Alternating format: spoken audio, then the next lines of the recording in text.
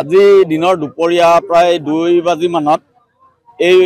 গাঁওখনৰ সৰু পথৰ মাজেদি যিখন গাঁৱৰ মাজেদি আমাৰ ডাঙৰ যান-বাহন চলা এটো অবৈধ বুলি কোৱা আছে তেনেস্থলতো এখন ডাঙৰ ট্ৰাক মই গাড়ীখনৰ নম্বৰ কৈছো আপোনালোকক AS25EC 0351 এই নম্বৰৰ গাড়ীখনে এই পথেৰে পাৰ হৈ যাবলৈ চেষ্টা কৰোতে তেওঁলোকে গোটেই পথৰ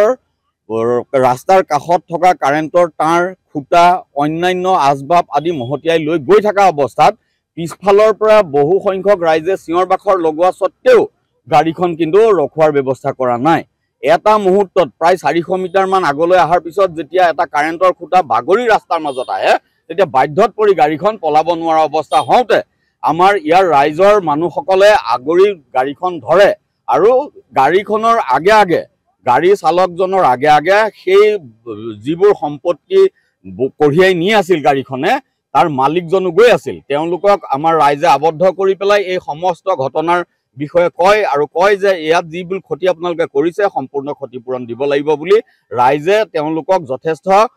মানে জোৰ কৰাৰ সময়ত ইয়াত আহি আৰক্ষী বিভাগো আহি উপস্থিত হয় আৰু আৰক্ষীৰ ওচৰত এই সম্পৰ্কত এখন এজাহাৰ দাখিল কৰা হৈছে আৰু আৰক্ষীয়ে সমগ্ৰ ৰাইজৰ ওচৰত প্ৰতিশ্ৰুতি দিছে যে এই সম্পৰ্কে যিবোৰ ক্ষতি হৈছে এই সম্পূৰ্ণ ক্ষতি এই ব্যক্তিজনৰ জৰিয়তে ৰাইজক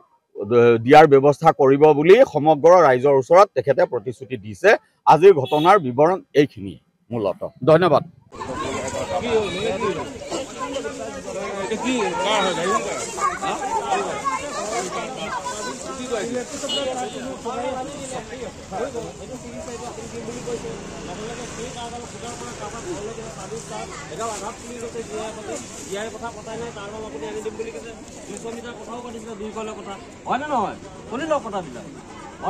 সেইডাল আপুনি দিয়ক এখেতলোকৰ কেবুলৰ সেইটো ক্ষতি হৈছে কেবুল সেইটো দিম বুলি কৈছে কাম সেই কাটে